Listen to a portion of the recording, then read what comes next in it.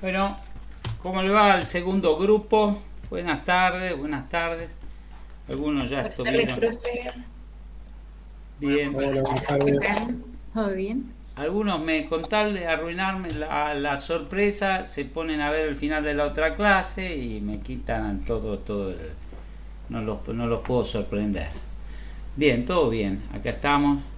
Feliz año. Si alguno... No creo que alguien que esté festejando Yanato va se esté perdiendo la comidita por verme a mí, pero bueno, si llega a ver alguno, feliz año para los paisanos. Bueno, vamos a ver ahora,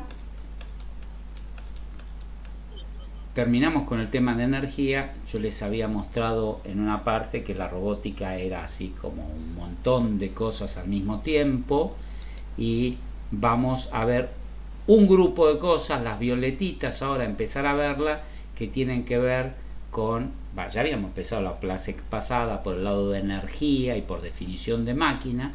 Ahora vamos a ver unas máquinas, lo que llamamos máquinas simples y complejas, este capítulo 3 de las diapositivas.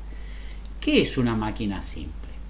Son máquinas que, respondiendo a esta definición de que son un conjunto, un sistema de componentes mecánicos, materiales, algunos fijos y otros móviles, que transforman Macarena,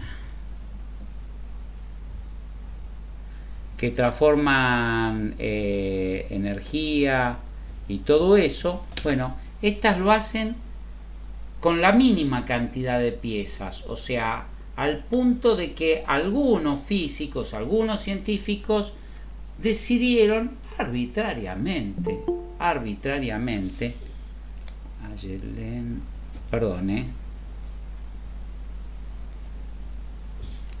separar, distinguir a ese grupo de máquinas como con este título de máquinas simples. No todos se ponen de acuerdo, o sea que de nuevo vamos a ver algo que es opinable. Acá yo no veo el rodillo no dice que es una máquina simple, y sin embargo agarran otro libro, buscan otra cosa en internet y le va a decir que el rodillo es una máquina simple. No importa cuáles sean o no, lo que importa es que aprendamos de esta, porque vamos a ver que en definitiva son todos lo mismo, prácticamente lo mismo. Hay dos conceptos separados que después vamos a ver, y que son como máquinas hiper simples. Podría decir que son la palanca y el plano inclinado, y todas las máquinas simples son conjuntos de palancas y planos inclinados.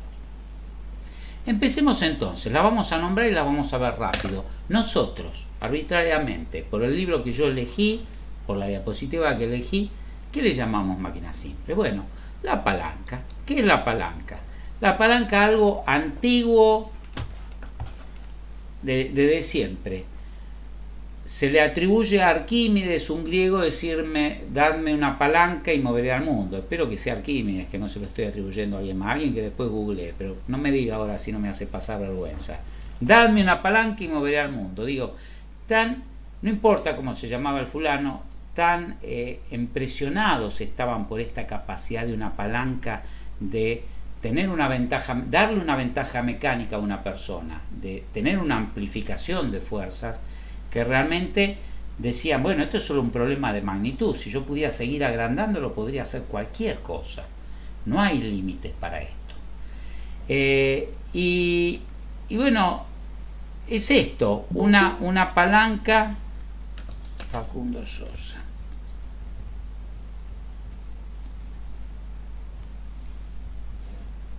Después hay tres sobre el final, no se me vayan: Macarena Maffesoli, Ayelén Villa y Facundo Sosa. Si dije mal el apellido porque anoté cualquier cosa. Que quiero ver qué pasa con la automatización de ustedes, que todavía no está funcionando, a ver qué tenemos mal. Pero ahora no quiero interrumpir la clase porque vamos a llegar justito. Bueno, entonces, ¿qué es una palanca? Es una máquina simple cuya definición, acá la tienen en la diapositiva. ¿Necesitan para un TP la definición? Acá está. Pero ya vimos, ya lo acabamos de decir. Es una máquina simple. Es una máquina. Y consiste, Luján Franz.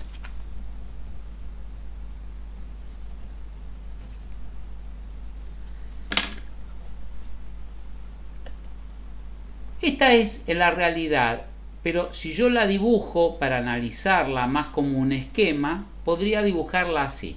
Podría dibujarla como una barra horizontal, ¿está bien? No tiene por qué tener la forma de una barra. Después vamos a ver que puede tener cualquier forma, pero la barra es la forma más sencilla donde me va a permitir analizarla. Y horizontal tampoco tiene por qué estar horizontal, simplemente como vamos a estar hablando todo el tiempo de un sub y baja, y los sub y baja, las fuerzas tienen que ver con la gravedad y son hacia el centro de la Tierra, bueno, me conviene dibujarla horizontal para que se vea que las fuerzas son perpendiculares a la palanca. Pero, digo, no es que si la ven vertical y la fuerza es otra, es la de un dedito que empuja acá un botón y el botón mueve una palanca y eso mueve un microswitch, un interruptor, un algo, no es una palanca, no, tenga la forma, la orientación que tiene, sigue siendo una palanca. ¿Qué es lo característico de esta palanca? Que tiene un punto de apoyo. Este punto, Adriel Vivanco. Bueno, así como felicité al otro grupo porque no tuve que admitir a ninguno. Todos absolutamente entraron sin que los autorizara. En este tengo 5 personas, se sumaron Adriel Vivanco, Franz Luján, que no sé cuál será, Luján es el apellido, a los anteriores que tenemos que hablar después que termine la clase a ver qué pasa con la automatización de ustedes, porque no les está registrando el presente y tenemos otras historias. Bueno, esta palanca tiene que tener un punto de apoyo y este punto de apoyo lo llamamos en particular fulcro. Por complicarnos la vida, a los que enseñan física les llaman fulcro, al lugar donde la palanca se apoya al piso. O sea, es una máquina que tiene piezas fijas, todas las máquinas tienen piezas fijas y móviles. ¿Cuál es la pieza fija de esta palanca? El fulcro, el punto de apoyo. ¿Y cuál es la móvil? La barra. La barra se puede mover. Tiene un eje que lo une o está apoyada simplemente, pero ese apoyo funciona como si fuera un eje, es una articulación. Y tengo lugares puntuales donde aplico las fuerzas. P y R. Tienen que ser P y R, profe, porque después vienen los problemas, me dice, yo no sé si es P, es R o si es al revés, o llámala como quieras, no importa cómo la llame, J, K, L, M, P, P, tío, ponele una letra a esta fuerza, 1, la fuerza 1, y esta es la distancia. Lo importante es que diga, la fuerza 1 la aplico a una distancia del fulcro de tantos centímetros. Esa es la distancia 1. La distancia de la fuerza 1 es la distancia 1. La distancia de la fuerza P es la distancia P, de P. Si le llamas J, esto llamalo de J. Sencillo. Y esto, si le llamas R, a esto llamalo de R. Si le llamas 2, llamalo distancia 2. La cosa es que el producto de esta fuerza por esta distancia tiene que ser igual al producto de esta fuerza por esta distancia, y esa es la ecuación de esta y de todas las palancas. Y se acabó. No me acuerdo, profe, me cuesta, la matemática me cuesta. Bueno, pero vencé eso, usá una intuición, andate, pedí un sobrino prestado, llévate a tu hermanito, llévate a tu novio a la plaza, novia, quien sea, sentalo en un sub y baja y empezá a practicar. A ver, esto en un sub y baja, esto está en el centro, ¿está bien? Está en el centro. Pero no necesariamente la persona se tiene que sentar justo donde tiene el asientito. Podemos afanar un poco y se puede sentar más hacia salvo que sea un caño, no sé, si son los viejos de madera, te podías sentar donde está el asientito o más al centro. Entonces, acercá a esa persona en distintos lugares y vos haces siempre fuerza en el mismo lado. Y fíjate que cuanto más se te viene al centro, cuanto más cerca está, con menos fuerza tuyo la levantás.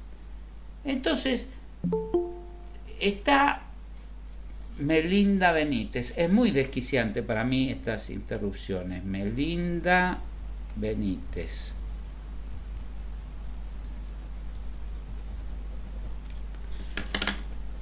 Entonces, si tiene que ver con la distancia, cuanto más cerca está lo que quiero levantar del centro, es menos la fuerza, quiere decir que hay una proporción inversa.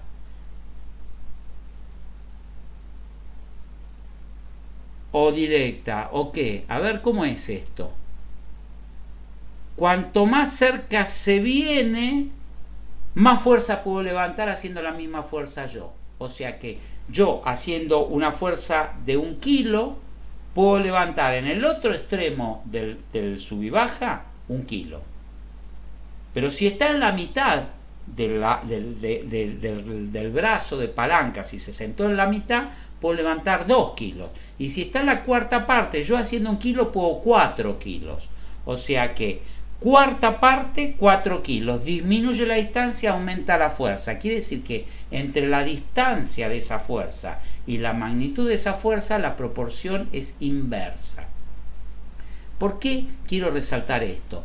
Porque hay muchas reglas matemáticas que uno las aplica a la realidad y le permiten calcular problemas físicos en la realidad. Pero hay 2 que son tan masivas, tan importantes, tienen que ver con tantas cosas de la vida cotidiana, no solo de la física, que las tiene que saber cualquier profesional de robótica, de enfermería, de educación física, de la función directa y la función inversa, lo que se llama proporción directa y proporción inversa. Esto es lo que regula el precio de las empanadas. Si yo digo una empanada está a 45 pesos y estoy del lado del mostrador que sea y digo 10 empanadas, tengo que saber que voy a tener que pagar 450 pesos. Una 45, la más barata del mundo, no la más barata del mundo, pero una barata, una 45, 10x, que es 45 por 1 dividido, hacen la regla de 3 simple como la sepan y la hacen. Si de pronto, un caso un poco más complicado, la pizarra dice 3 empanadas 120, no te dice el precio de una, te dicen combos de 3. Y bueno, entonces vos querés llevar 12, vas a tener que ahí hacer, sí, la regla de 3 simple cruzada. Si 3 son 120, una será tanto y por lo tanto las 12 van a ser tanto. Vas a tener que multiplicar por 12 dividido 3, o sea, en definitiva multiplicar el precio de un combo por 4. Digo, esto lo hacen. ¿Por qué les habría de costar esto? Lo que sirve para regular ese precio, ¿para cuánto gano si yo trabajo por hora? Si trabajo más horas, gano más plata. ¿Cuánta nafta consume un auto? ¿Cuánto combustible? Cuanto más kilómetros recorre, más combustible. Todas esas son ejemplos de situaciones físicas en la práctica que se rigen por una proporción directa. O sea que tengo la variable dependiente y la variable independiente, las dos están en el numerador arriba con una constante multiplicada y eventualmente, pensemos multiplicada, la distancia, o sea, el precio de todas las empanadas es el precio de una empanada por la cantidad de empanadas. Esa es la ecuación. Lo que quiero saber es la plata, cuánto me sale el total de las empanadas. Bueno, es el precio de una empanada por la cantidad de empanadas que llevo. Esa es una ecuación que representa a una recta. Si las empanadas son baratas, la recta será suavecita, o sea que podré aumentar la cantidad de empanadas, 6 empanadas, que no me va a salir una fortuna. Y si son empanadas muy caras, o estoy pidiendo arrolladito primavera en el barrio chino en un lugar muy cheto, y va a ser una curva muy empinada, una recta muy empinada, y no bien pida 2 empanadas, va a ser el doble, pero el doble ya va a ser mucha plata, porque la pendiente de esta recta es más empinada. Esto, que tengan este concepto.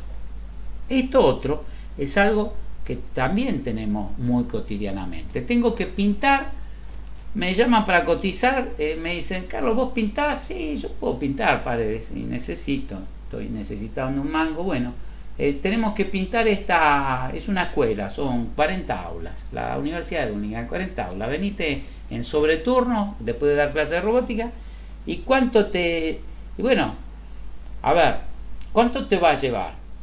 Yo pruebo y veo que una aula me cuesta un día.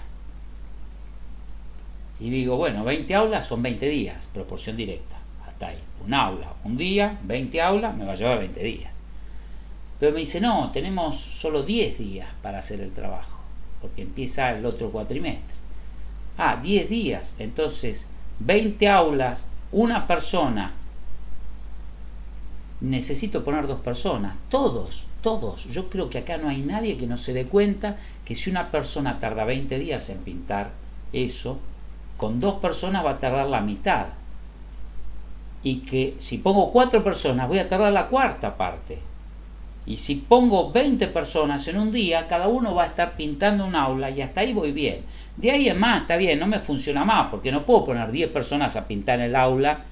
No es que voy a tardar 1 minuto si pongo 1000 personas. Voy a tener un despelote de novela, se van a estar chocando todo contra todo y ya no funciona la regla de 3 inversa, la función inversa. Pero dentro de ciertos márgenes funciona. Entonces, bueno, pongo más gente y hago en menos tiempo. Estas 2 cosas las vamos a aplicar acá en la palanca.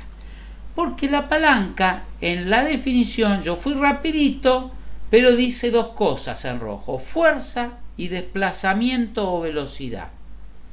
Consiste en transmitir o convertir fuerza o en convertir desplazamiento. Desplazamiento es distancia. Y siempre que hablo de distancia, lo divido por tiempo y tengo velocidad. O sea que siempre que hablo de distancia, hablo de velocidad. Es lo mismo, es gratis la velocidad. 5 centímetros es distancia, 5 centímetros en un segundo es 5 centímetros por segundo de velocidad. Vamos a ver qué son estas 2 cosas. Si la palanca le apliqué fuerzas así, vimos que hay una relación de proporción inversa entre las fuerzas y los brazos de palanca. La fuerza más grande está aplicada al brazo de palanca más chico, para que el producto de los 2 se mantenga igual al otro costado, donde la fuerza más chiquitita está aplicada al brazo de palanca más largo. Esto es lo que dice esta ecuación. Dice que la fuerza de un lado, se llame como se llame, por la distancia de ese lado al punto de apoyo, tiene que dar lo mismo que la fuerza del otro por la distancia del otro. Si esto acá tengo 5 centímetros de R, esta distancia son 5 centímetros y estos son 3 kilos. ¿Cuánto da este lado de la ecuación? 3 kilos por 5 centímetros.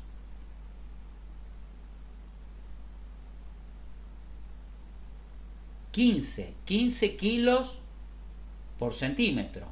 Kilo centímetro me da una unidad que tiene fuerza y que tiene distancia. Es una unidad de trabajo mecánico, no importa.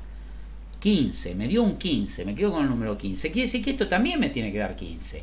Pero esto no está a 5 centímetros, esta P no está a 5. La ven que está más lejos, está 3 veces más lejos.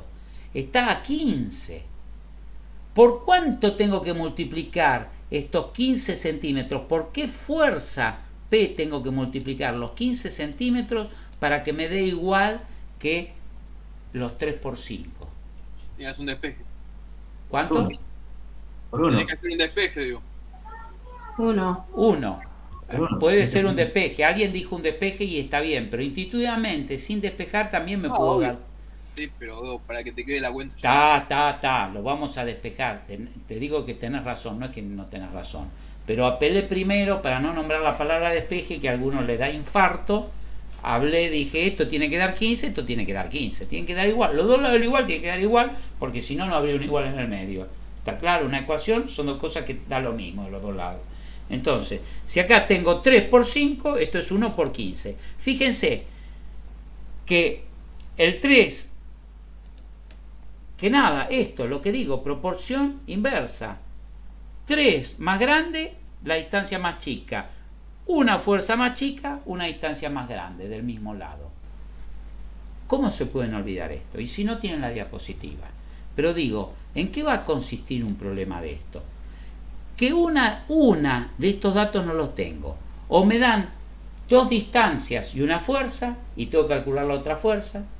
O me dan 2 fuerzas y una distancia y tengo que calcular la otra distancia. Ya está. Distancias, ¿qué distancias? Las distancias de aplicación de las fuerzas entre donde aplico la fuerza y el fulcro. esas distancias.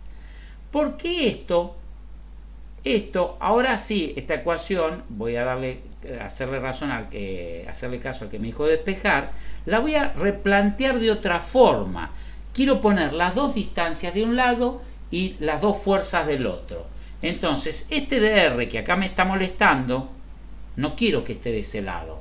Quiero pasarlo del lado de P. Entonces, si acá está multiplicando, lo despejo, lo paso del otro lado dividiendo. Como se acordarán del secundario, todos inexorablemente, lo que está multiplicando de un lado lo paso dividiendo.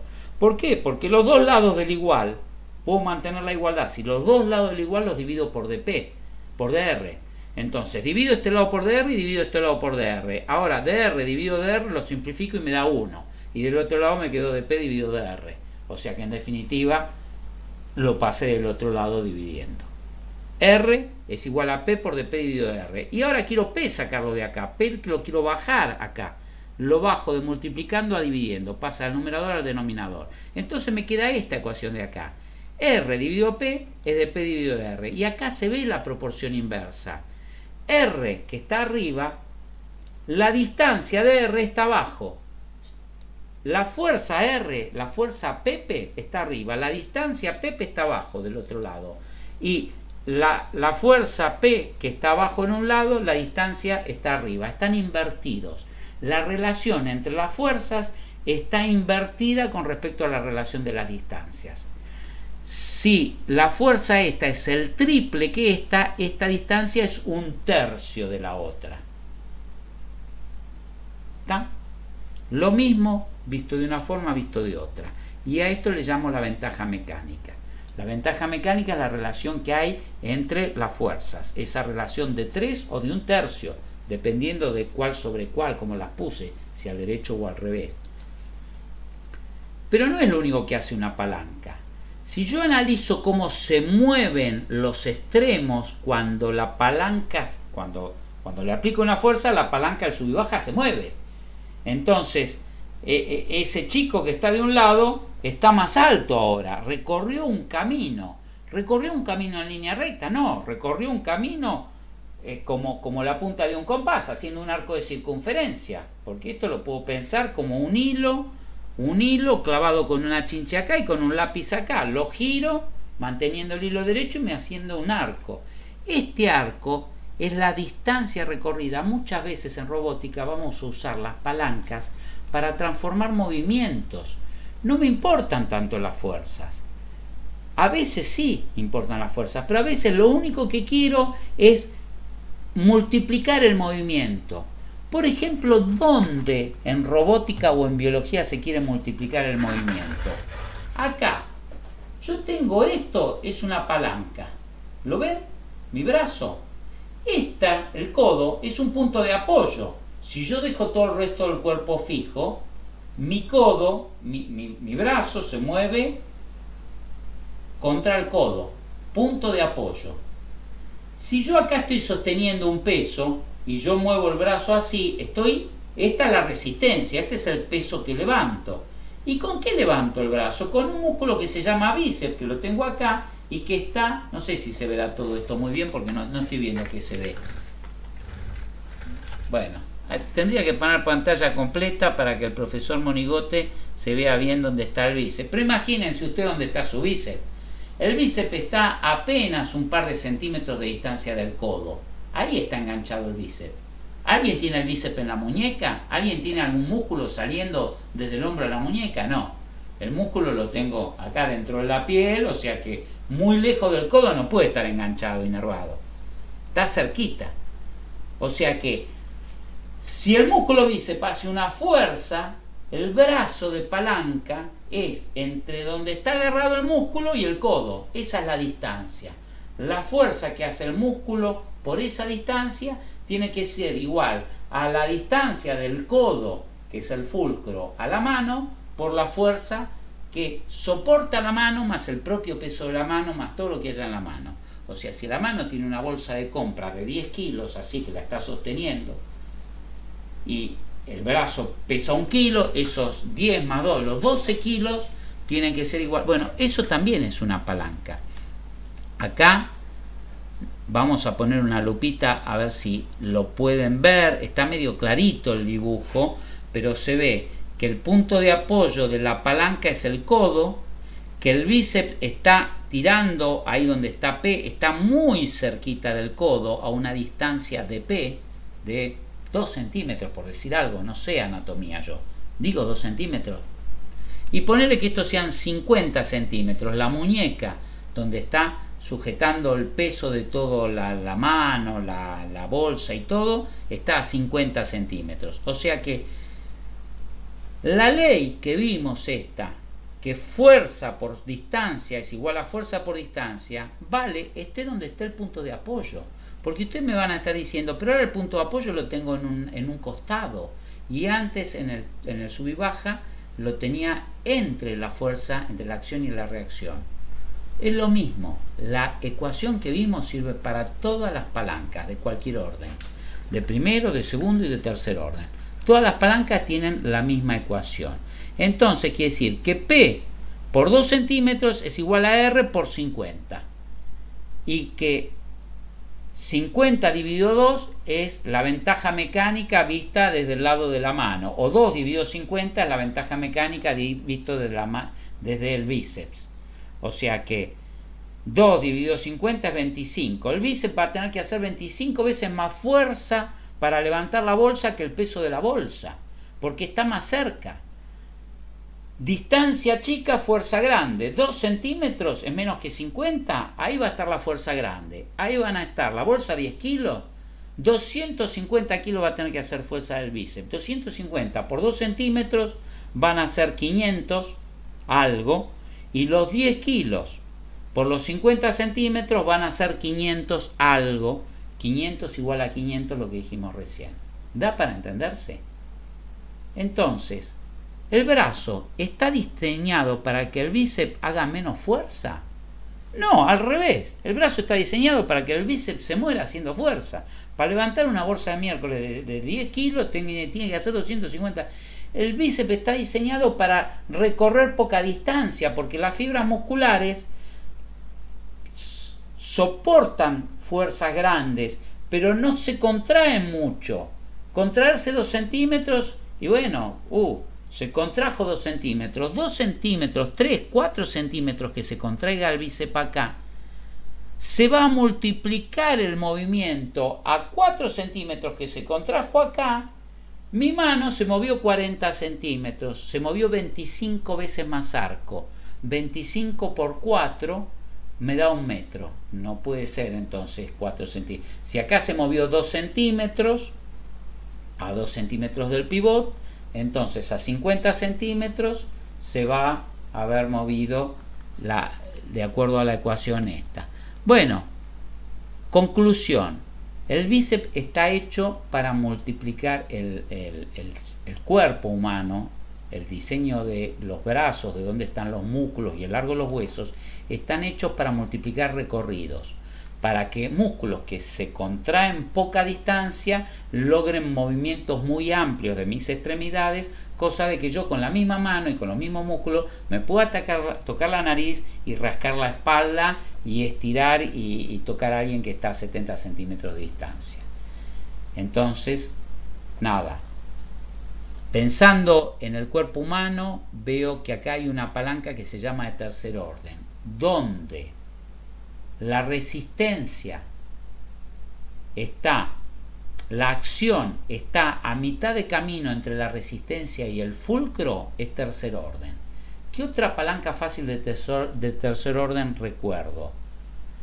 La caña de pescar. Si la caña de pescar fuera derechita, no se doblara, o sea, fuera rígida, fuera una caña de esa para pesca pesada, yo tengo la punta inferior de la caña de pescar, si estoy parado, la tengo en un encastre, en un cinturón. Tengo un cinturón con un posacaña y ahí está quieto. El extremo de la caña está quieto, tan quieto como está mi codo en el brazo. O sea, el codo se va cuando yo me muevo, bueno, el apoyo de la caña también se va cuando yo me muevo. Pero pensando en términos de la caña, está quieto. Yo sostengo la caña a 50 centímetros, ponele, del punto de apoyo. O sea que donde yo hago la fuerza, donde el bíceps hace la fuerza, está cerca del punto de apoyo. Y el extremo alejado de la caña, al igual que el extremo alejado del brazo donde está la mano, es donde está la reacción, donde yo tengo que agarrar algo o donde tengo que tirar, la caña tiene que tirar de la tanza para traer un pescado. Entonces, un pescado de 100 kilos en una caña de 4 metros, tira el pez con 100 kilos, se está llevando, un tiburón se está llevando, de fuerza ahí. ¿Yo qué fuerza voy a tener que hacer si yo agarro la caña a 1 metro? A 1 metro del apoyo. La caña tiene 4 metros, yo la agarro a 1 metro del apoyo, 100 kilos está tirando el tiburón de fuerza. Yo con mi mano, ¿qué fuerza voy a tener que sostener?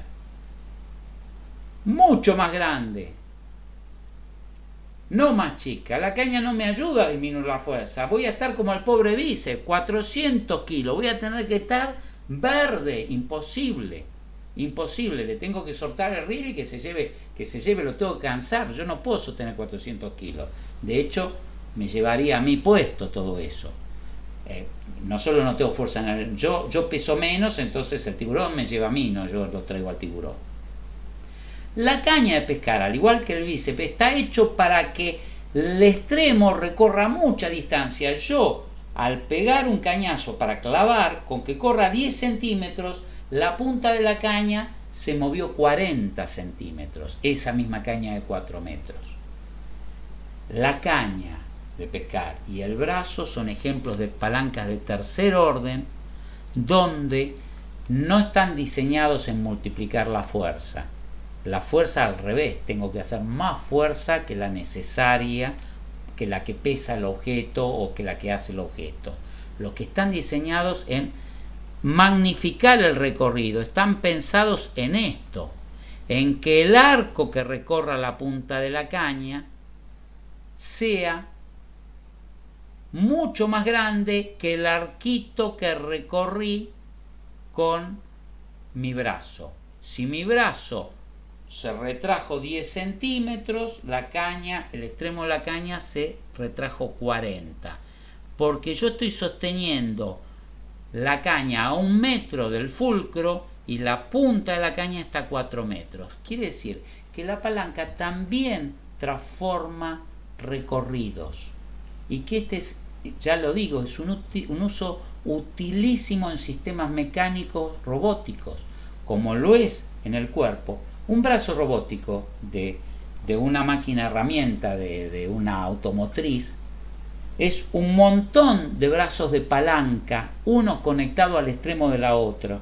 con motores que van a aplicar la fuerza en alguna parte y van a tener que lograr justamente, provocando cierto movimiento de distancia a nivel motor, que el extremo más alejado de esa articulación del robot se mueva una distancia en forma tal de que la suma de esa distancia más la que se mueve el otro miembro anterior, la composición de todas esas cosas de la cadena cinemática, hagan que el actuador de ese brazo mecánico, el que va a estar soldando, el que va a estar atornillando, haga un recorrido por el espacio que es el que yo quiero. O sea que tengo que aprender esto para entender cuánto voy a tener que programar el motor, cuánto tiempo va a tener que estar conectado ese motor para que se redunde, se traduzca en un movimiento espacial de ese brazo que quise hacer una trayectoria en el espacio para que el robot funcione. Entonces, tengo 2 problemas para la palanca. Uno es de fuerzas.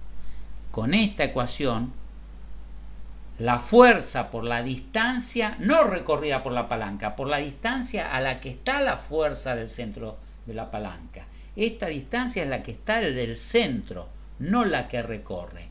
Y el otro problema de palancas, que es la relación de la distancia recorrida, donde ahí el arco con respecto a la distancia y el arco con respecto a la distancia, y esos están en proporción directa. Cuanto más larga sea la palanca, más grande va a ser el arco que recorro. Cuanto más grande sea la caña, más largo va a ser el recorrido que haga. el extremo de este extremo a un igual recorrido del otro extremo. Dos ecuaciones. Esta es proporción directa, dice que esta distancia dividido esta distancia es igual a esta distancia dividido esta distancia. Quiere decir que la distancia del arco dividido la distancia de este otro arco es igual a la distancia de este brazo de la palanca dividido este brazo de la palanca. Están de un lado arriba en el numerador, están R y P. Ahí es donde se ve que está la proporción directa, porque a más de R, a un valor más grande de R en esta ecuación, a R también va a tener que ser más grande. Crece esta distancia, crece este arco. Crece esta distancia, o se achica esta distancia, se achica este arco. Hay una relación directa entre el recorrido y el largo del brazo. Alguien con un brazo más largo va a poder hacer un recorrido más largo. Y esta es una ventaja que tienen algunos atletas olímpicos que, a partir de tener unas características corporales de que sus miembros inferiores son más altos, son gente más alta, tienen las piernas más largas, entonces a cada movimiento de la articulación el extremo de su pie recorre una distancia más grande, da una zancada.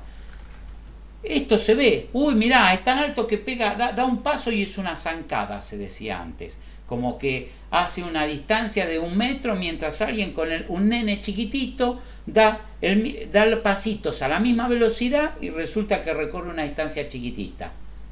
Más alto el nene, más la distancia recorrida. Más alto el brazo de palanca, más el arco. Proporción directa, esta ecuación. El problema de acá también va a ser lo mismo, pero son solo distancias. ¿Ven que no hay ninguna fuerza? ¿Se dan cuenta que es la distancia dividido la distancia, es la distancia dividido la distancia? Son 4 distancias. O sea que me van a dar 3 distancias y me van a pedir la cuarta. O me van a dar los 2 arcos y uno de los brazos de palanca y me van a decir cuál tiene que ser el otro. O me van a dar los 2 brazos de palanca y un arco y me dicen cuál es el otro arco. Lo pongo acá, los datos que tengo, y despejo el otro. 2 problemas de palanca. Sirven las mismas ecuaciones para palanca de primer orden, segundo orden y tercer orden. ¿Qué son de primer orden, de segundo orden y de tercer orden? Bueno, de primer orden es la que vimos, el sub y baja o la cabeza, el cráneo. El cráneo tiene un fulcro, el lugar donde apoya se llama la vértebra atlas, que queda, bueno, la última vértebra de la columna, que está ahí apoyada casi sobre el cráneo, con una pequeña de tejido cartilaginoso. Bueno, ahí es donde el cráneo apoya.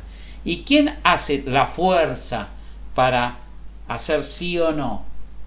Bueno, para levantar la cabeza hace una musculatura que está acá atrás. P no está empujando desde arriba, está tirando desde abajo. Son músculos del cuello que se contraen para que el mentón se eleve. Se tira la cabeza para atrás y el mentón se eleve. Y todo el tiempo están tirando, porque como mi cabeza es más grande adelante que atrás, el peso de mi cabeza, si yo me desmayo, hace que si me duermo, hace que se me caiga la cabeza hacia adelante, no hacia atrás, si estoy sentado derecho.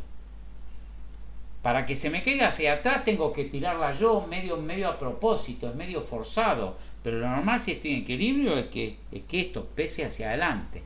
Entonces, acuérdense de la cabeza, primer orden.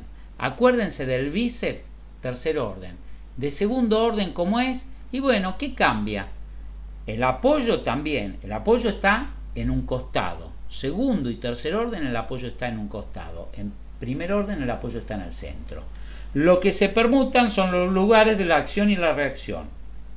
Acá, la acción, la fuerza del bíceps está en el medio y la reacción en el extremo. En el pie es al revés. La fuerza está en el talón y la reacción es la articulación de los huesos del pie con el tobillo. O sea, ahí es donde está, digamos, la reacción. El peso de todo el cuerpo está transmitido por las piernas al pie en la articulación esa del tobillo. Y para ponerme en punta de pie tiene que tirar de atrás. Esto sería otro ejemplo de la vida, unas tijeras. No, las tijeras son de primer orden. Las tijeras son de primer orden. Unas pinzas de, a ver si funciona, las pinzas para agarrar el hielo, que están unidas atrás. Están unidas atrás y tengo que hacer la fuerza en el medio. No, las pinzas para agarrar los cubitos de hielo son de palanca de tercer orden. Bueno, no se me ocurre ahora alguna, pero piensen, va a haber algo. El cascanueces, ya está, se me ocurrió. En el rompenueces, el fulcro está en el extremo del rompenueces. La fuerza la hago en el otro extremo y la resistencia es la nuez pobrecita que está en el medio. Cuando yo hago fuerza del otro extremo, la nuez que está en el medio se rompe. Ven que la acción está en un extremo, el fulcro está en el otro y la resistencia a la nuez en el medio. Bueno, el cascanueces, el rompenueces, no el cascanueces de Tchaikovsky, el de las fiestas. Bueno, palanca, problema de palanca. Vimos que había otra máquina sencilla, palanca, y vimos polea.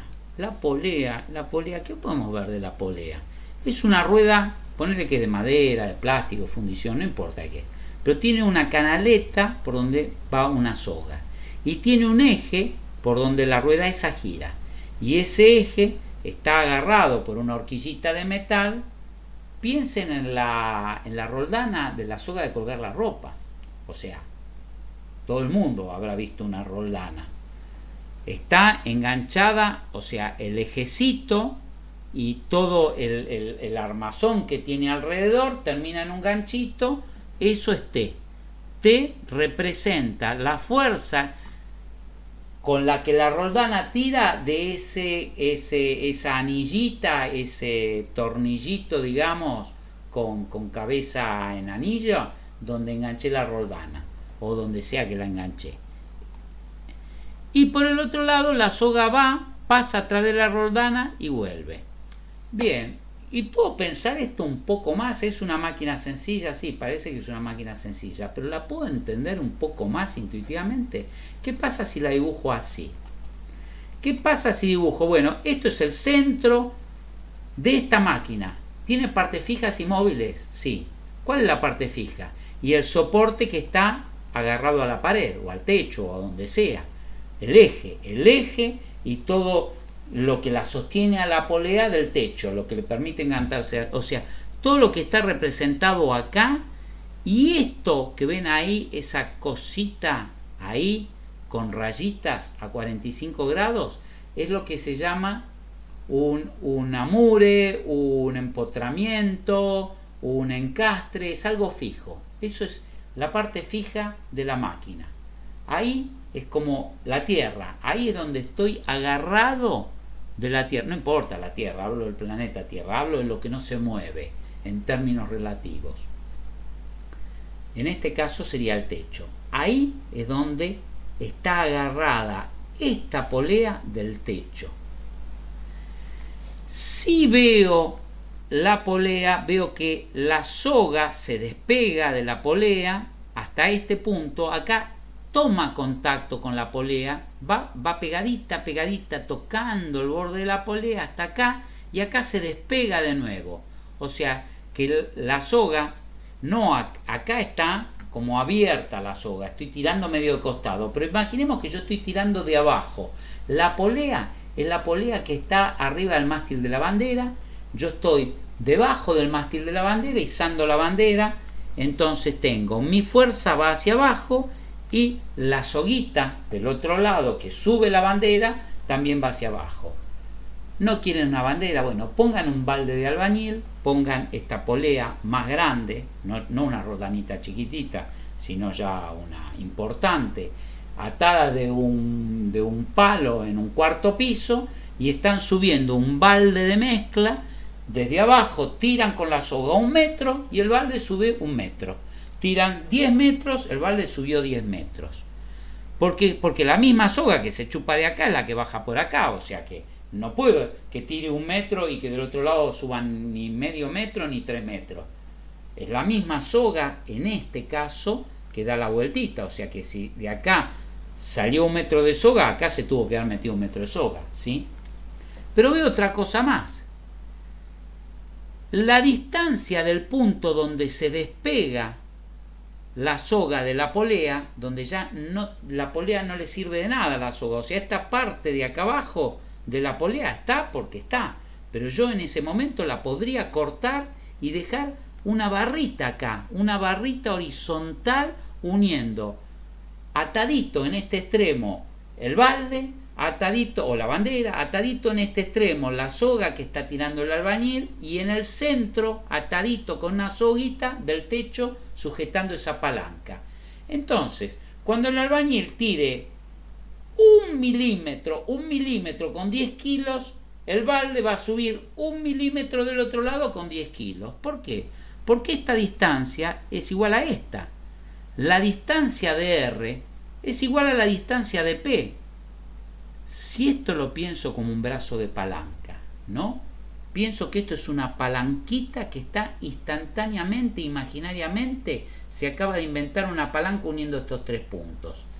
La distancia entre la aplicación de P y el fulcro es lo mismo que la distancia entre la aplicación de R y el fulcro, porque el radio de la polea es constante, o sea que la distancia tiene que valer lo mismo para todos lados, entre el centro y cualquier borde de la polea.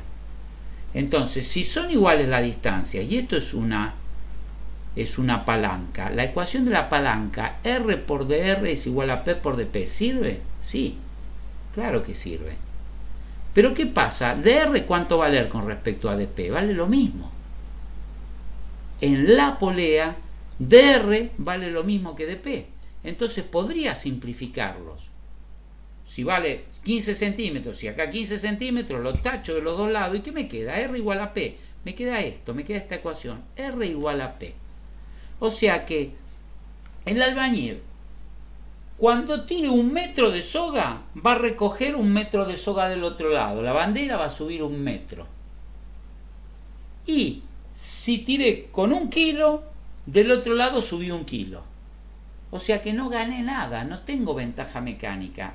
Y es obvio, porque tampoco tengo ventaja de recorrido, de distancia. Yo dije que la ventaja mecánica y la ventaja de recorridos, o sea, la relación que hay entre el arco que recorre la palanca y la fuerza que está asociada a ese punto que recorre el arco, es inversa. O sea, que hay una relación, que ese es el precio. Lo que tiene que ser constante es el producto de los dos. Entonces acá, como no hay ganancia mecánica porque los dos brazos son iguales, tampoco puede haber ganancia de distancias, no hay ninguna ganancia. Lo único que me sirvió esta polea es para tirar del mismo lado que estaba el peso, o sea, cambiar la dirección de la fuerza. Si yo hubiera sin polea tenido que subir la bandera, la docente o el alumno que tiene que izar la bandera en ese acto se tendría que haber subido al extremo del mástil y desde arriba del mástil empezar a tirar de la soguita subiendo la bandera. ¿Qué logré poniendo una polea en el extremo del mástil? Que se quede en tierra y de que sea mucho más fácil levantar la bandera, si no, no levantaríamos una bandera jamás. Bueno, la ecuación entonces dice que R es igual a P. Ahora, imagínense que esto no está amurado del techo. ¿Está bien? Esta roldana está agarrada del techo acá en el centro. Pero ahora supongamos que ahí la sostiene una persona. Ustedes hagan este experimento, lo pueden hacer, si no lo ven acá, lo pueden hacer en su casa. Sostienen ustedes la roldanita y le cuelgan 1 kilo de un lado y alguien sostiene del otro lado con una fuerza de 1 kilo. O le cuelgan 1 kilo y 1 kilo, que estén en equilibrio. 1 kilo de R, 1 kilo de P. Ustedes de acá arriba, sosteniendo la polea que tiene 1 kilo colgado de un lado y 1 kilo colgado del otro lado, ¿cuánta fuerza van a tener que estar haciendo?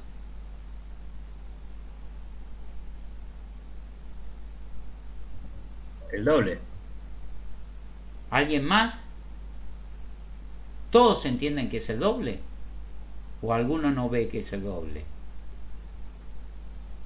Sí, es el doble, profe. Es el doble, claro. El techo se está bancando el doble. Yo tiro con 1 kilo para levantar un balde de 1 kilo. Pero el techo se está bancando mi kilo y el kilo del balde. A los dos no se está bancando. Los dos estamos pesando para abajo. Y el techo dice, ufa, el tornillo que tengo que poner ahí lo tengo que poner para que se aguante 2 kilos. ¿Está? Entonces esto es lo que dice acá. Que T no tiene más remedio que ser la suma de R y de P. ¿Quién se banca R y quién se...? Si yo corto acá, se cae todo. Se me cae la polea de la cabeza. O sea que T, el vector obviamente tiene que ser la suma, el que se fuma a R y a P. Y si R vale igual que P, o sea, T va a tener que ser 2P o va a tener que ser igual a 2R. Lo que dice acá. T es igual a P más R, pero como P es igual a R, o es 2R o es 2P. O puedo despejar y decir que P esté sobre 2, P esté sobre 2, o que R esté sobre 2. Es una derivación de esto. Pero es una derivación importantísima, porque alguien dice, espera, yo no tenía ventaja mecánica si tiraba desde la soga y recogía desde la soga. Pero con respecto al punto de apoyo tengo una ventaja mecánica. ¿Qué pasa si doy vuelta a esta polea y cuelgo el balde del centro? En vez de la polea colgarla del techo, la pongo al revés y la roldana la uso para agarrar el balde. Y la soga, un extremo lo tiene el albañil, que ahora sí tiene que estar arriba tirando para levantar, y el otro extremo también arriba está atado al techo. Entonces, este kilo y este kilo que tira, el albañil tira con 1 kilo, el techo se fuma 1 kilo, el kilo y el kilo son 2 kilos, o sea que puedo levantar 2 kilos. La mitad de la fuerza la hago yo y la otra mitad la hace el techo. Así como acá yo con 1 kilo levantaba 1 kilo y el techo me tenía que bancarse a nosotros dos, acá digo, me avivo y la doy vuelta a la polea, la conecto al revés. Entonces esta polea estaba quieta, siempre estaba en el techo, siempre estaba atada al palo. Yo la soga, el balde se acercaba a la polea o el balde se alejaba de la polea. El ascensor subía hasta la polea o bajaba de la polea 10 pisos, si es que arriba del ascensor hay una polea. Pero la polea siempre estaba quieta. En cambio, esta otra polea está siempre a la misma distancia del balde. El centro de la polea, el ganchito, está enganchado al balde. O sea que cuando tiro la soga, sube la polea con el balde. Y cuando suelto soga desde P, baja la polea y baja el balde. Y ahora, si yo quiero que el balde, como tengo ganancia de fuerzas, también va a haber pérdida de distancias. Si yo ahora tiro con una fuerza de la mitad de la que levanto, entonces voy a tener que recoger 2 metros de soga para subir 1 metro el balde. Si yo quiero subir este balde 5 metros, voy a tener que tirar 10 metros de soga. 10 metros van a pasar desde acá hasta acá para que esos 10 metros distribuidos, doblados en 2, me den 5 de recorrido de la polea para arriba y 5 subió el balde. ¿Se entendió? O sea, todo la polea es una palanca y se rige por las mismas ecuaciones de la palanca. Es una palanca, eso sí, de brazos iguales. No puede ser de R distinto de P, no, porque esto es el eje de una rueda que está acá. Toda rueda la puedo pensar en algún momento como una palanca. Empiezo a ver eso. Entonces, por eso es que lo que digo, que estos son máquinas sencillas, simples, de acuerdo a pero en definitiva, esto es una palanca. Y esto también es una palanca. Porque esto también es una polea donde simplemente en vez de tirar de un extremo de la soga o no, es el palo del aljibe, hago girar esta polea que va recogiendo y enroscando, que no es una polea, es un torno, se llama, es un uso, un cilindro que se va enroscando el cable alrededor de ese cilindro, girando con una palanca, como giraba en el aljibe. O acá mostraron con un volante, como el de un barco. Pero es lo mismo, es algo que me permite girar.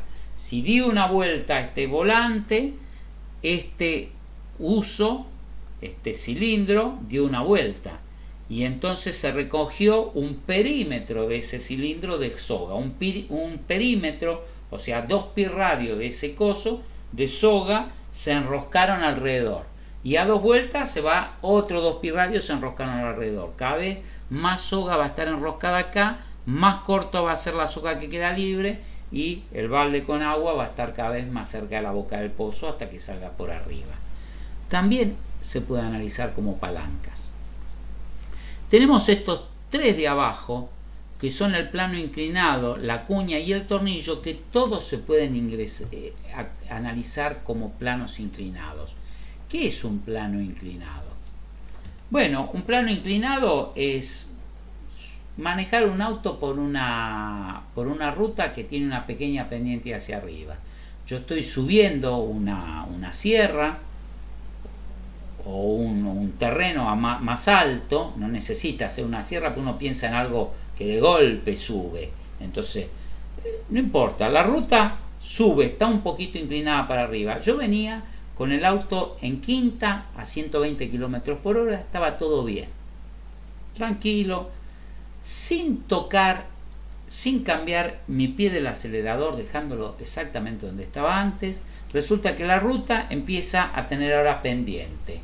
Y resulta que veo que el motor, en vez de 120, empieza a bajar, va a bajar, y me baja a 90. Y yo digo, yo no toqué el freno, ¿por qué bajó a 90? Estaba a 120, ¿y por qué bajó a 90? Porque al subir la pendiente, parte de la fuerza que está haciendo el motor para vencer a la resistencia del aire y a todos los rozamientos que hay, para eso es lo que se usa el motor del auto en un plano horizontal, en una ruta horizontal, es para vencer todas las resistencias que hay. Se pierde en calor ese movimiento, porque si fuera en el vacío, si estuviéramos en el espacio, una vez que yo lo empujé al auto, el auto sigue en línea recta, ya no sería un auto, sería una nave espacial. Seguiría en línea recta sin necesidad de que lo empuje más. No necesitaría estar conectado todo el tiempo el motor para que vaya a 120 km por hora. Necesito mantener todo el tiempo el motor haciendo fuerza para reponer todo lo que se me va perdiendo en rozamientos, en calor, en el empuje del aire, en las polillas y las mariposas que se me pegan en el parabrisas. Cada polilla me va frenando un poquitito. Millones de polillas podrían llegar a detener el auto, si ustedes lo piensan, todas en contra. Podríamos hacer una película de Hitchcock que se llama, en vez de los pájaros, Las polillas. Bueno, la cosa es que acá hay un tema de descomposición vectorial que habrán visto en física, que no se acuerdan, que no lo voy a refrescar así, pero por el aire, pero el peso de un cuerpo ese que resulta una de las energías que vimos que tiene que ver la atracción entre masa y masa, se llama la fuerza de gravedad, hasta que alguien descubra que se une de otra forma con otra fuerza y se llame de otra forma, por ahora la fuerza de la gravedad, y va hacia el centro de la Tierra, entonces siempre está hacia abajo. Si un auto tiene su peso, la fuerza de la gravedad, desde el centro de gravedad del auto, algún punto en el interior del auto, entre el asiento de adelante y el asiento de atrás, por ahí en algún punto podría decir que los 1000 kilos del auto van hacia el centro de la Tierra ahí como un vector.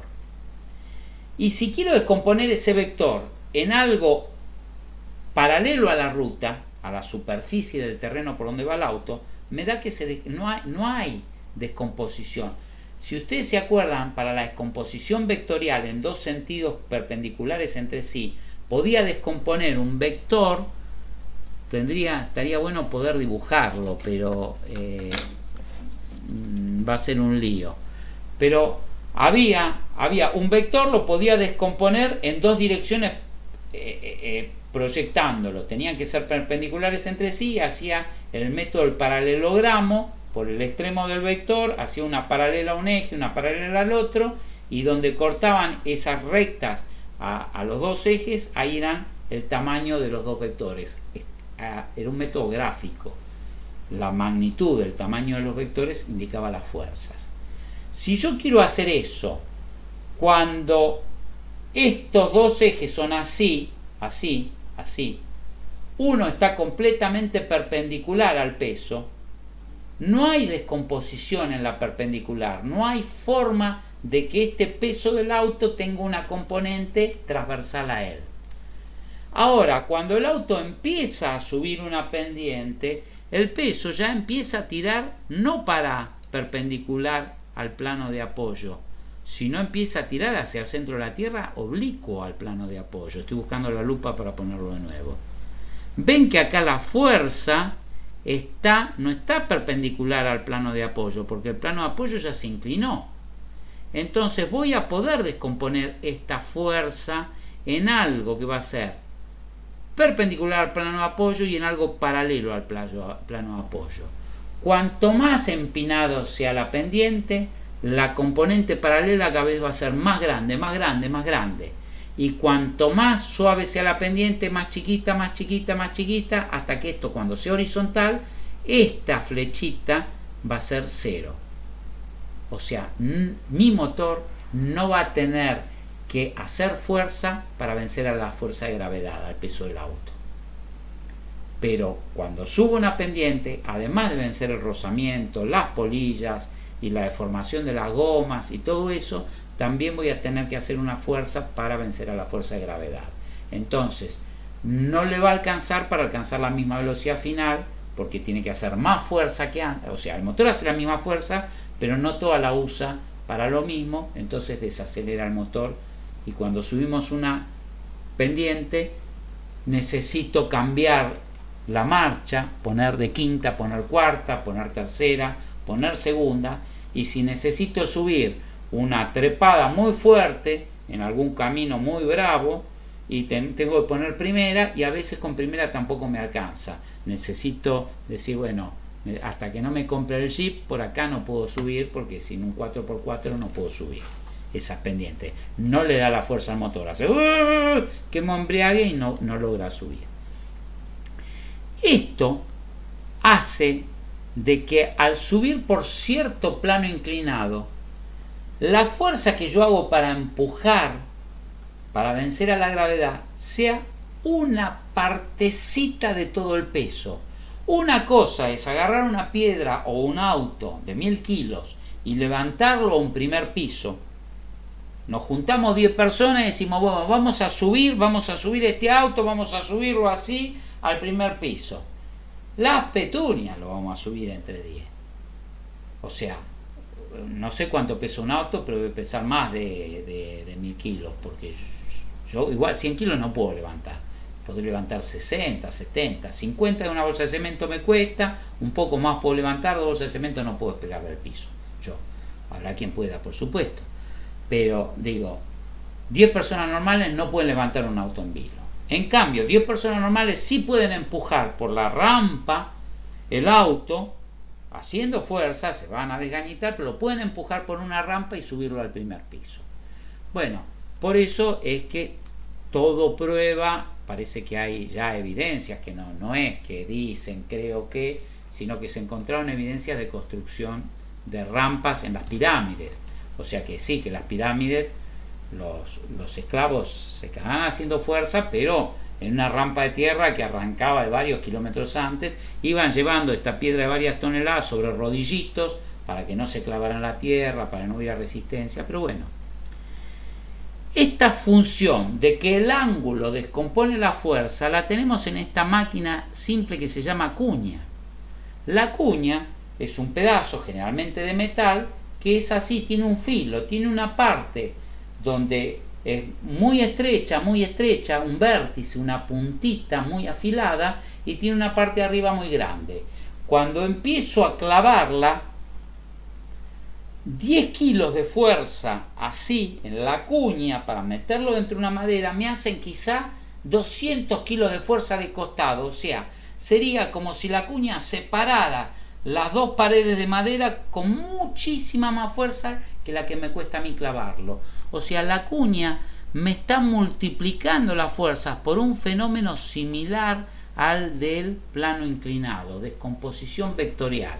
Cuando descompongo la fuerza que hago con el hacha, la cuña puede ser un hacha, o puede ser un hacha golpeada con un mazazo arriba, o puede ser una cuchilla. A veces hay algunos que tienen una especie de cuchilla grande para cortar la leña y le pegan con un cincel, o para cortar la piedra le pegan con una masa. Entonces, cuanto más afilada, cuanto más aguda sea la cuña, más va a descomponer la fuerza esta, más la va a multiplicar. Y es una máquina que tiene todas las piezas, son fijas. ¿Dónde tiene las piezas móviles la cuña? Ella, como máquina, son todas piezas fijas. Lo que pasa es que cuando funciona contra un contexto donde, bueno, lo mismo podría decir que la cuña es toda móvil si no es toda fija en realidad. Es una máquina que tiene todas sus partes móviles, no tiene ninguna parte estructural, y que funciona justamente cuando se mueve con respecto a una estructura como la madera que está quieta. El plano inclinado es una máquina que está toda fija, es toda estructura. Lo que está arriba del plano inclinado es lo que quiero subir, pero no forma parte del plano inclinado, eso es lo que se mueve. Y el tornillo, el bendito tornillo que acá está puesto como una máquina, es un plano inclinado. Ustedes dicen, ¿esto dónde está el plano inclinado? Si el plano inclinado, ¿quién les dijo que tenía que ser en línea recta? Si ustedes suben una de esas cocheras en espiral, que son con pendiente, pero no van y vienen, sino que van dando un círculo como justamente como la rosca de un tornillo, es un plano inclinado. Los planos inclinados no solo necesitan ser en línea recta como acá. Podría ser que empiece a dar una pendiente suave y yo empiezo a subir una montaña por un camino en espiral así.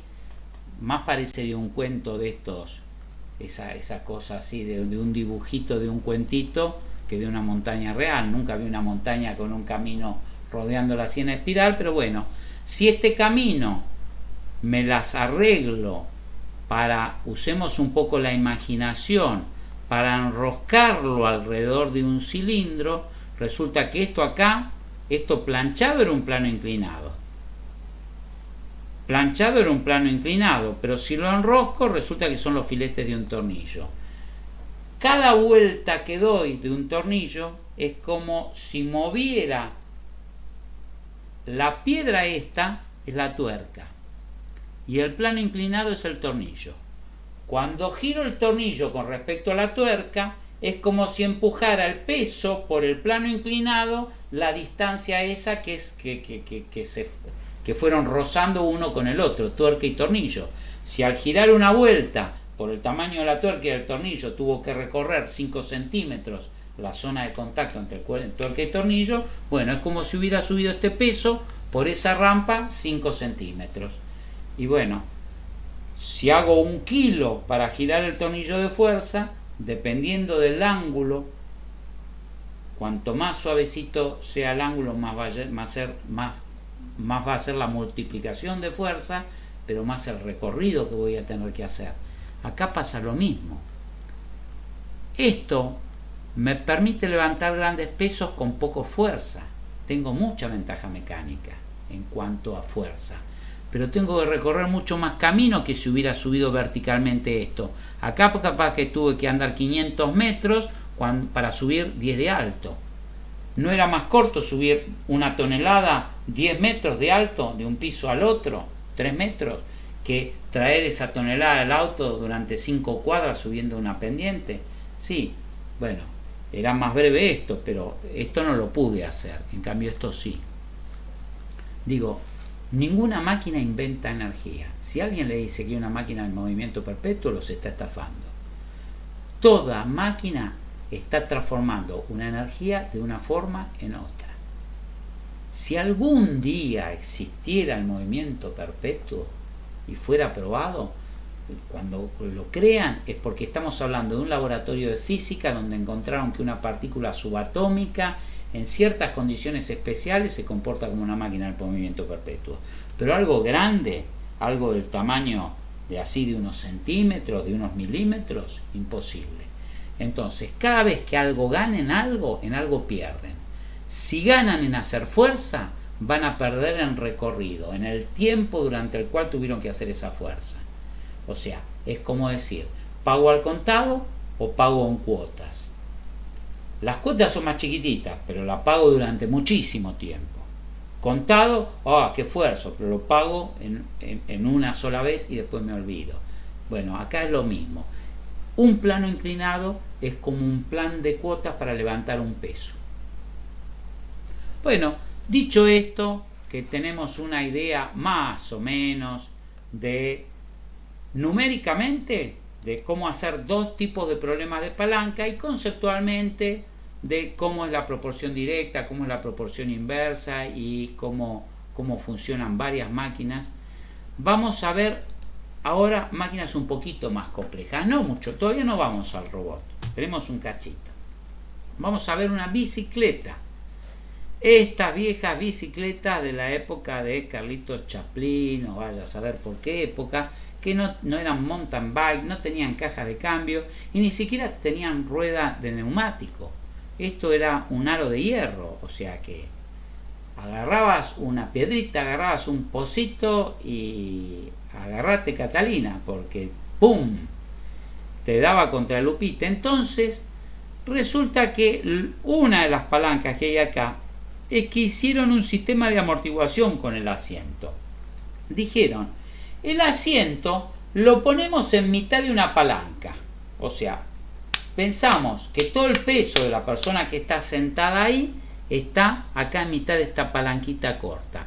Un extremo de la palanca está con una bisagra agarrada al caño, o sea que la bicicleta agarró un pozo de 5 centímetros, el caño bajó 5 centímetros, este extremo del asiento bajó 5 centímetros o subió 5 centímetros porque encontró un escalón, una piedra, un diente, subió de golpe 5 centímetros. Bueno, esta parte está solidaria a la estructura, pero el otro extremo la pongo en una espiral, en un resorte que era así, pero que lo podemos pensar hoy como un amortiguador, daría lo mismo. ¿Ustedes vieron que los asientitos de la bicicleta tienen unos resortecitos detrás de amortiguación? Bueno, sería como eso, pero en esa época mucho más exagerado. Era un resorte grandote, porque como no tenía goma y no había asfalto, no estaban asfaltadas las calles en esa época, andar con estas bicicletas te las regalo. Entonces, encontraron que poniendo una palanca acá, una piedra, dependiendo si el asiento estaba en la mitad de la palanca, un lado se movía de la palanca con la piedra, con el desnivel del terreno, pero el otro, idealmente, si estaba bien diseñado el resorte, se quedaba quieto por inercia. Entonces resulta que visto desde mi traste, visto desde mi persona, esos 5 centímetros se veían reducidos a 2 centímetros o a 1 centímetro, depende de dónde estuviera apoyado mi asiento en la palanca. El arco que hacía un lado de la palanca era muy grande, pero como yo estaba puesto en otro lado, cerca de un lado de la palanca que no se movía, mi arco era muy pequeñito. Bueno, ahí lo hayamos entendido más o menos o no, tengo una palanca. ¿Dónde más tengo palancas en la bicicleta? La dirección. Cuando yo le doy al manubrio, el manubrio hace un brazo de palanca. Ese brazo de palanca empieza en donde apoyo en el manillar, donde apoyo la mano del manubrio, va hasta el centro y después se transmite, ya no forma parte del brazo de palanca, pero no haciendo palanca, porque gira todo el eje, toda la horquilla y toda la rueda hasta el punto de contacto de la goma con el piso, de la rueda con el piso. Todo eso gira junto. Cuando yo giro el manubrio, se gira el manubrio, el eje, la horquilla y la rueda, todo. Entonces, ¿dónde está el resto de la palanca? En el piso, en este pequeño circulito, porque como se deforma, sea del material que sea, especialmente si es una cubierta, la cubierta en el contacto con el piso se deforma, resulta que se me transforma en un círculo, apoyo un círculo de la cubierta, una superficie, no un punto, una superficie. El centro es el que gira y gira toda la goma alrededor, pegada en toda una superficie. Entonces, mi palanca podría decir que en parte es el largo del manubrio.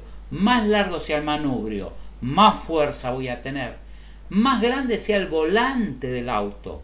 Imagínense un volante así chiquitito, imagínense un volante normal, imagínense algunos colectiveros, no sé si alguna vez han visto algún tractor, camión grande, hay algunos que tienen un volante grande. Imagínense un barco donde necesito más fuerza, hago más grande el volante. Cuanto más grande sea el volante, más grande es el esfuerzo de palanca, el brazo de palanca ahí. Entonces, cuando ven la fragata Libertad o alguno de esos veleros grandes, tienen un lugar, el timón, donde maniobran el timón. El timón en realidad es lo que está debajo del agua, ahí es la rueda del timón. Es grandísima, el tipo parado está así dándole a la rueda, que es más alta que el timonel. ¿Por qué hago más grande ese radio? Para tener más brazo de palanca. El eje del timón no importa, la otra parte del timón es la que está debajo del agua. Acá la otra parte de la palanca es entre el centro de donde cae esta liñita de puntos y el perímetro, una cierta circunferencia de la zona de contacto de la goma. Cuanto más grande sea esa goma, más grande va a ser este brazo de palanca con respecto a este. O sea, menos desproporción va a haber entre los dos brazos de palanca. El manillar es constante. Si tengo la goma desinflada, me cuesta más girar, porque es más grande la superficie de abajo.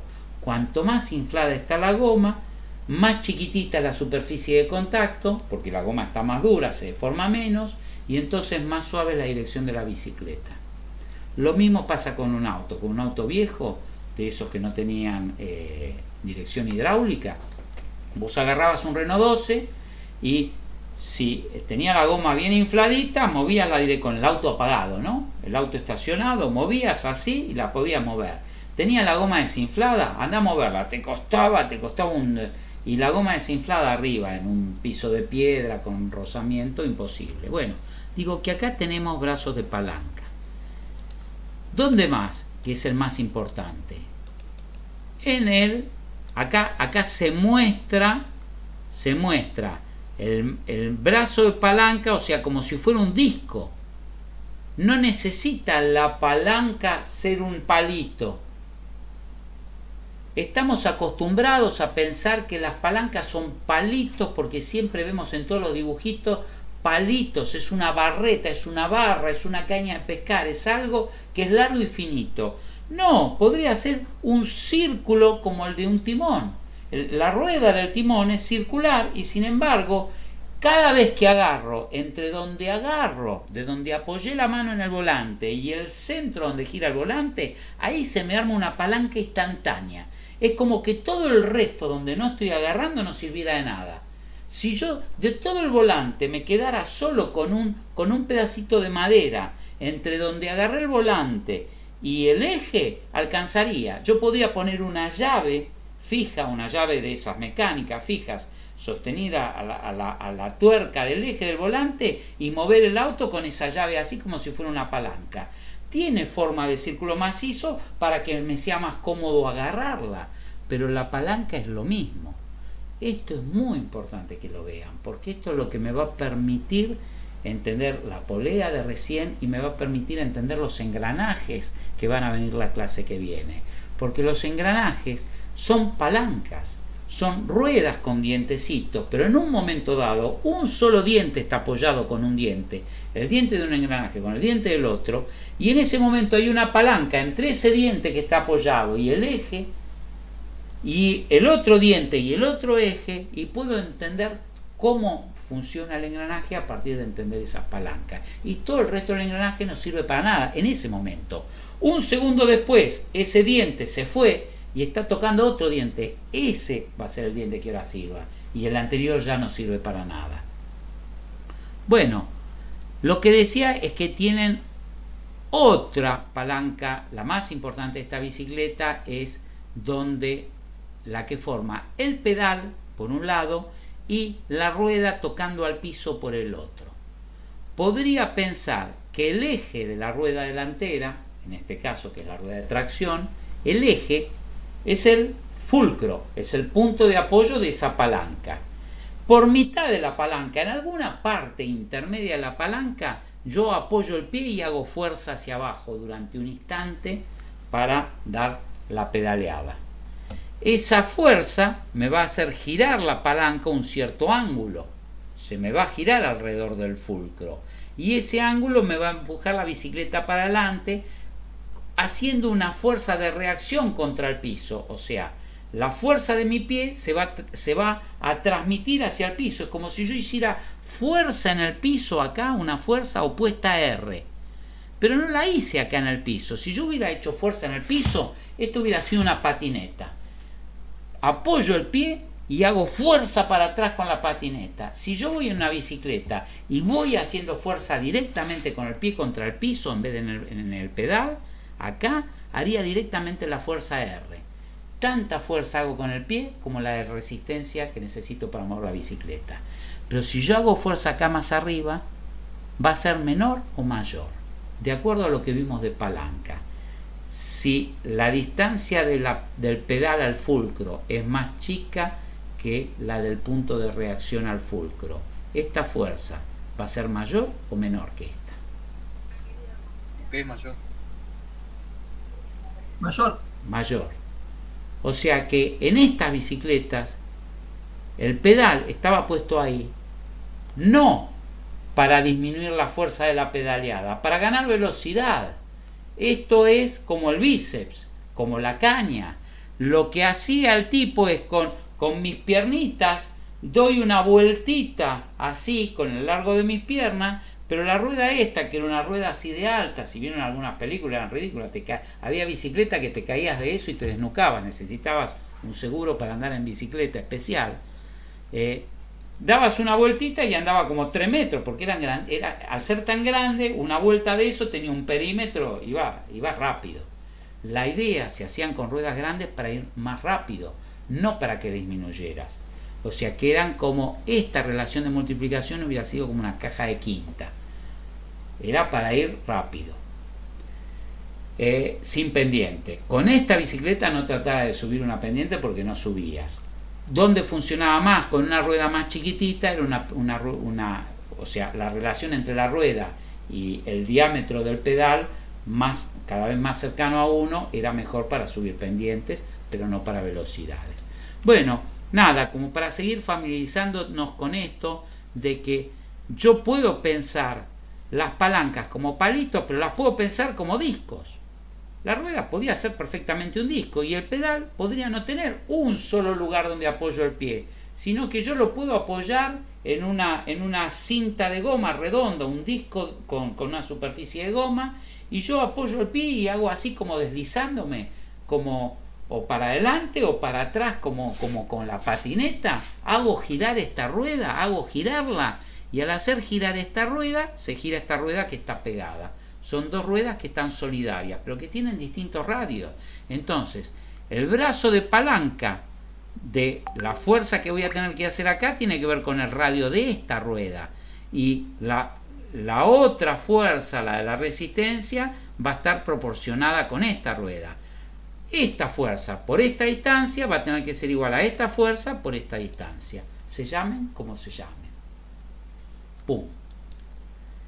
Y colorín colorado, mágicamente esta clase se acabó media hora antes porque, bueno, puedo seguir 5 minutitos más. Tuvimos un problema técnico por alguna razón, o de dudas, o de que hablé más, o de los neutrones, no sé qué pasó, pero la clase anterior di un poquitito no más. 2 diapositivas más y no podemos nosotros dar más que ellos. Justamente me quejaba para los que entraran antes. Melanie Mauri. Melanie ausente, ¿eh?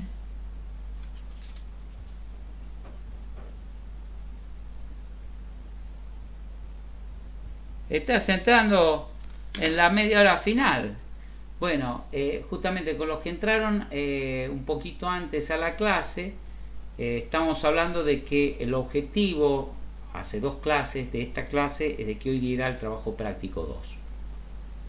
El trabajo práctico 2 tiene problemas de poleas y tiene problemas, que los problemas de poleas son si es la polea que es 2-1 o la que es 1-1, o sea, así. Si veo la polea que está sujeta del eje al techo y te digo, tengo que levantar 100 kilos, ¿cuánta fuerza hago? Son 100 kilos, ya está, ya soluciona el problema. Y si veo la polea que está al revés, que el eje está sujeto al balde y estoy tirando de arriba y la soga está atada al techo, un extremo de la soga está atada al techo, entonces, si tengo que levantar 200 kilos, tengo que tirar con 100, es la mitad. Y si tengo que levantar el balde 1 metro, tengo que recoger 2 metros, o sea, eso era el problema. Saber si era polea caso A o caso B.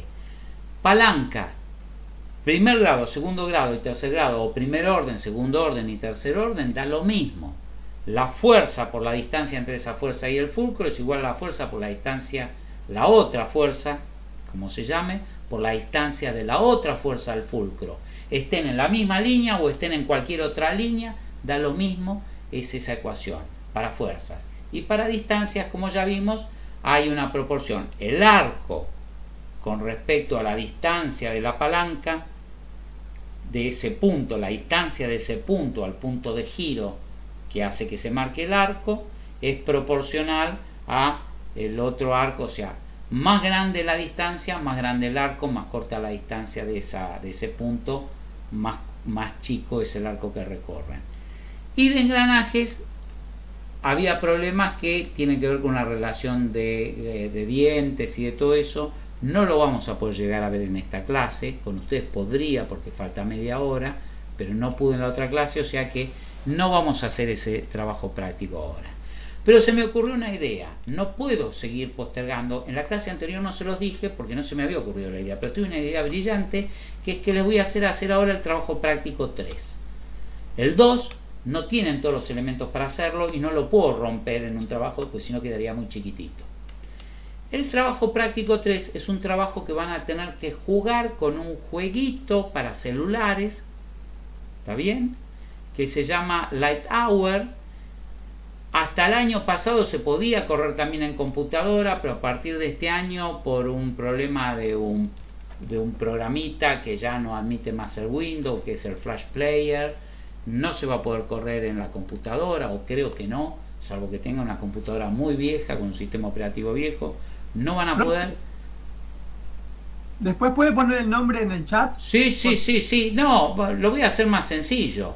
En el trabajo práctico, la primera hoja te dice dónde es el sitio, cómo lo descargas, te dice todo. Ah, bueno, yo decía para ir bajándolo, pero no hay problema. No, pero en 2 horas, 3 horas está subido y ya te mando el email y ya lo bajás. Dale. ¿Sí? Gracias. Lo podría poner ahora, pero tengo que abrir una diapositiva, mi hijo diría una palabra que no puedo decir. Pero ¿cómo lo va a evaluar si nosotros lo hacemos desde el celular? O sea, me van a mandar fotitos, van a aprender, voy a evaluar 2 cosas.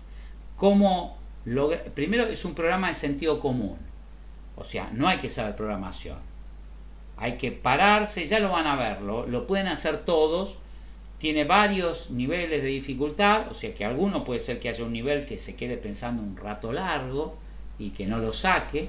En general lo sacan todos más o menos fácil.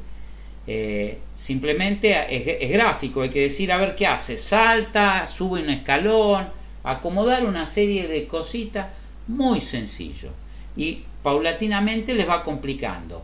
No se necesita saber programar, se necesita sentido común, pero es la base de la programación.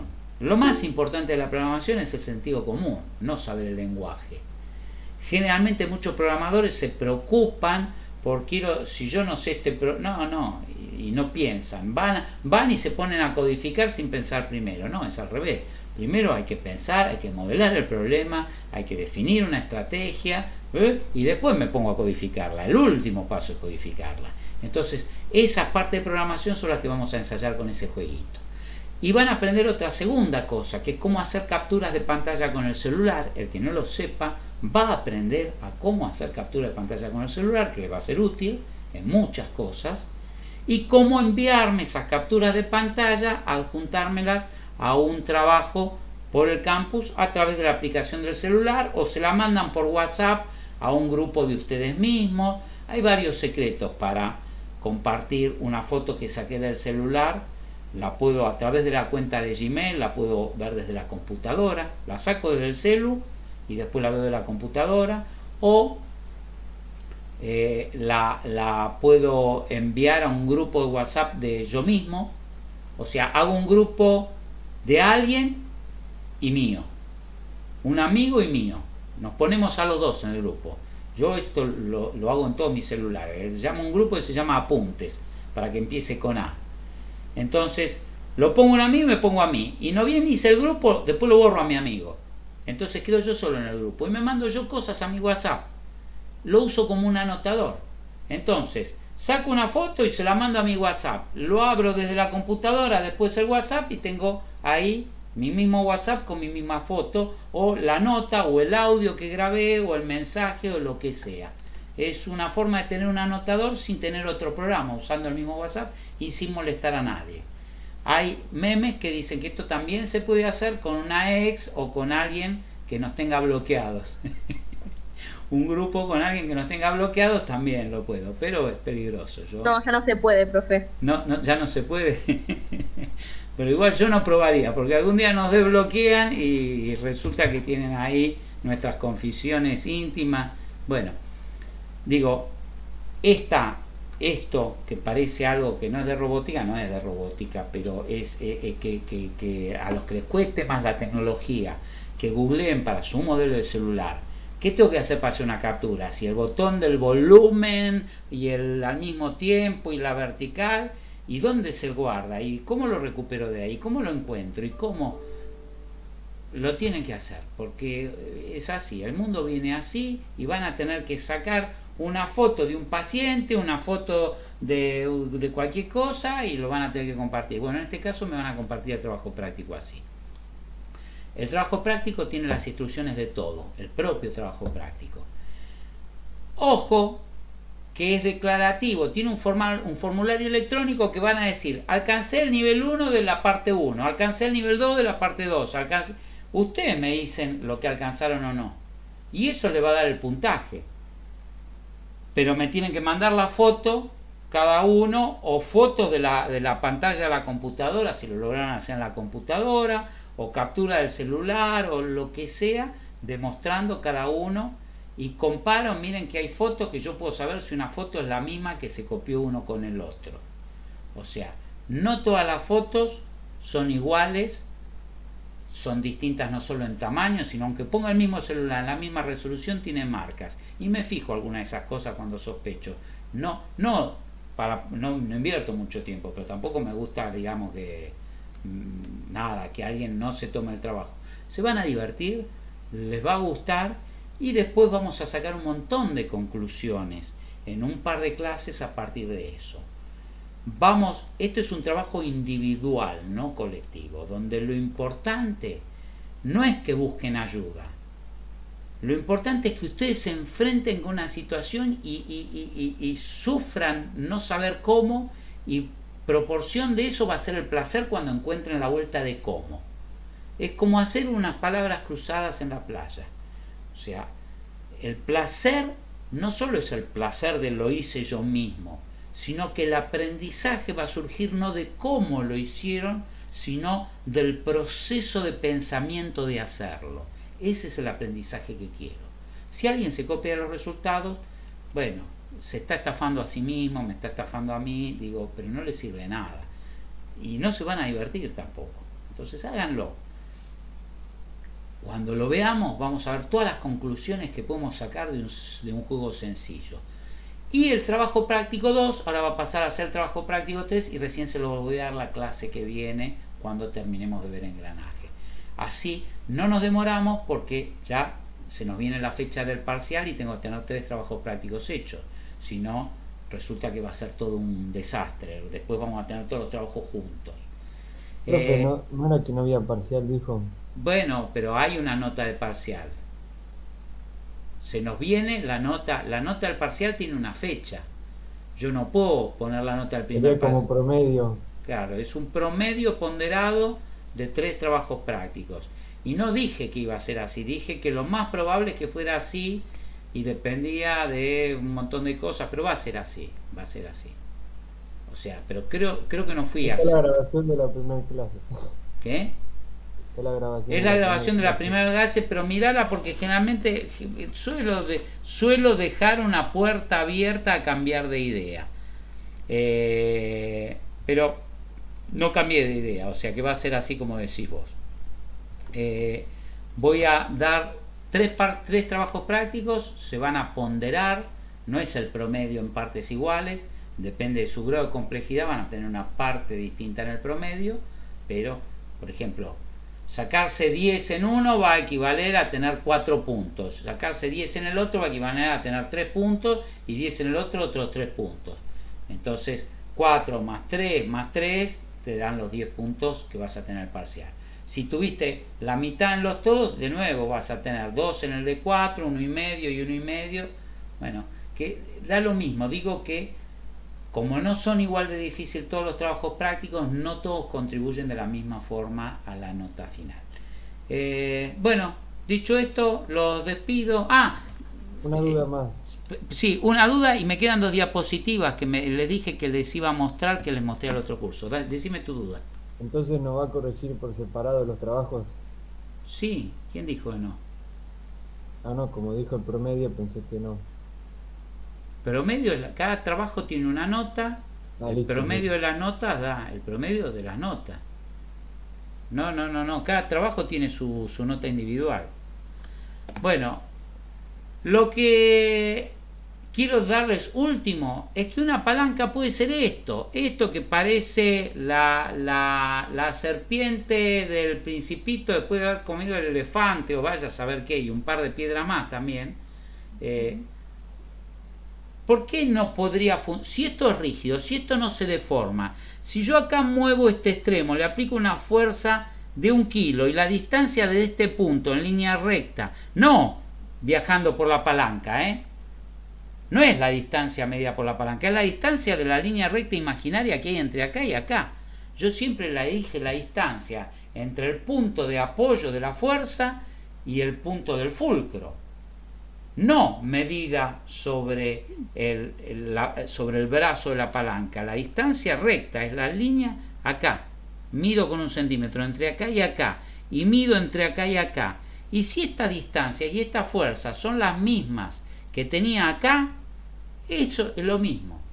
Esta palanca derechita y esa con forma de boa que se comió un elefante, que ya perdí, hacen lo mismo. Y esta que tiene forma de un círculo es una rueda circular pegada a otra rueda circular, y yo acá le doy, o una sola rueda, no necesitan ser 2, es una sola, y yo acá aplico la fuerza en esta parte de la rueda, acá tiene clavitos esta rueda, aplico una fuerza en este clavito y sobre el borde de la rueda aplico otra fuerza, y acá tengo un eje con el que giran donde debería estar el fulcro. Si esta fuerza por esta distancia es igual a esta fuerza por esta distancia, esta rueda está en equilibrio y no gira. Si esta fuerza es más grande que la de equilibrio, va a girar la rueda por un lado, y si es más grande esta, va a girar para el otro lado. Digo que la forma no hace a la palanca es igual. Como vimos en la bicicleta, la palanca funcionaba igual aun cuando los brazos ni siquiera estén alineados, pueden estar a 90 grados. Bueno, eso solo, la palanca tanto para las fuerzas como para los arcos. El arco que pedaleé acá y el arco que recorrió la goma con respecto al piso de la rueda. ¿Está? Nada, porque eso, la próxima, se une con engranajes. Bueno, gente. Profe, una pregunta. Todas las que quieran. Espera que cierro la grabación, así me pueden preguntar cosas ilegales.